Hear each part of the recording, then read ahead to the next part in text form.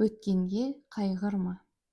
Өткен нәрселерді көп еске алып, жоқ жерден қайғыны қозғап, мұңая беру ақымақтық.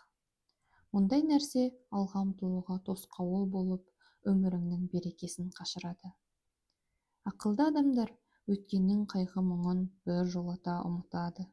Келмес жерге жіберіп, шықпас қылып бекітіп, есінен бір жола шығарады.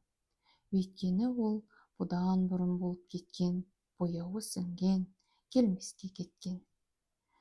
Қайғы мұңмен оның орнын толтыру мүмкін емес. Түзеймін десең де оңалмайды. Артқа қайтпастай болып жоқ болған. Демек, жоқ нәрсеге қайғырып, өткенге өкініп, өміріңді қорқынышты түске айналдырудың керегі жоқ. Өткен істің көлеңкесінен өзіңді суырып ал. Өткен қайғылы істің беттерін парақтап, жаныңда қалған жараның ізін тырналай беру бүгінгі күніңді жоқ қылады. Қайратыңды мұқалтып, уақытыңды талқандайды. Алла тағала Құранда бұрынғы елдердің жасағандары туралы баяндап келіп, олар да өз алдына бір үмбет еді, келді де кетті.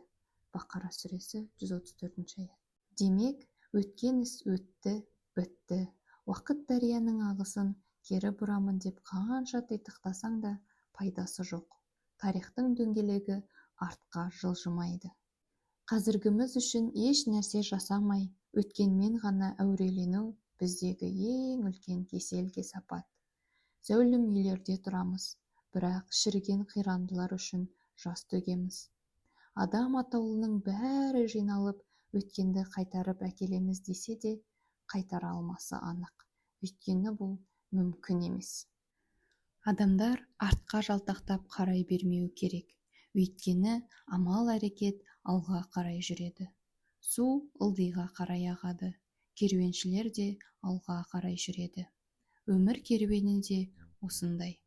Сондықтан сен де өмірдің бұл заңын бұзбай өмір сүр. Өткенге қайғырма.